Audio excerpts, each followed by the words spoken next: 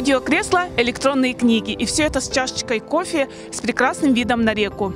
В столице республики, в быстро развивающемся 203-м микрорайоне, открылась первая на Дальнем Востоке смарт-библиотека. Давайте же зайдем и познакомимся с работой библиотеки поближе.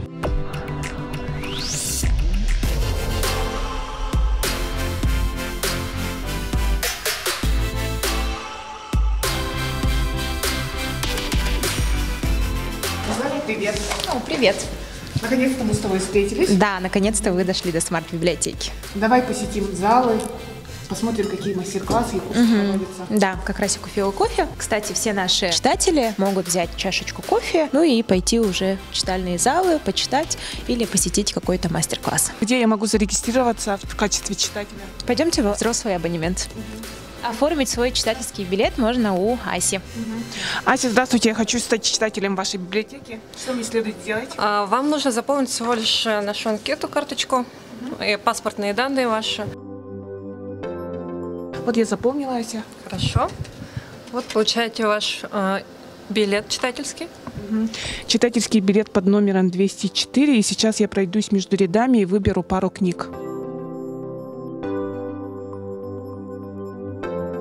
Ася, я хочу одолжить эти две книги. На какой срок я могу одолжить? Мы одалживаем на срок 2 недели и максимум 2 книги. Если не успеете дочитать книгу, можете потом продлить срок. На EasyBook ложим наши книги, сверху ваш читательский билет и все. После регистрации мы уже можем подробнее ознакомиться с работой библиотеки нового поколения. Что же означает аббревиатура SMART 2.0.3?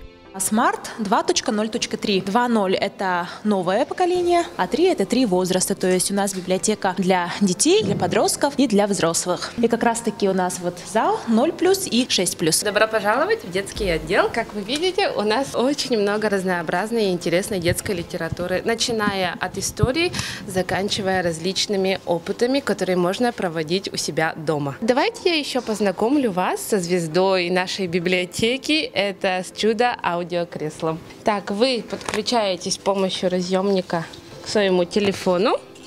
И, пожалуйста, вас не слышат окружающие. Спасибо стеклам и динамикам, которые направлены специально только на читателя. RFID технологии. Все книжки у нас, да, помеченные вот специальными чипами. С помощью этих чипов мы запросто можем одолжить книжку, то есть без участия библиотекаря. Мы не заполняем уже, как в старые времена, формуляры, не подписываемся. Мы просто подходим к библиотекарю, показываем свой читательский билет книжки. Библиотекарь берет, ставит на этот аппарат также читательский билет и просто все. Книжка автоматически записывается на ваше имя и на ваш билет. Все. А если мы хотим вернуть книжку без участия библиотекаря, то мы подходим к этому нашему аппарату, вставляем читательский билет вот сюда, как в банкомате. А если у нас не окажется билета на руках, просто нажимаем «Возврат без читательского билета». Вот, аппарат открывается. Все. Роза, ты сказала, что есть различные курсы, мастер-классы. Что это за курсы?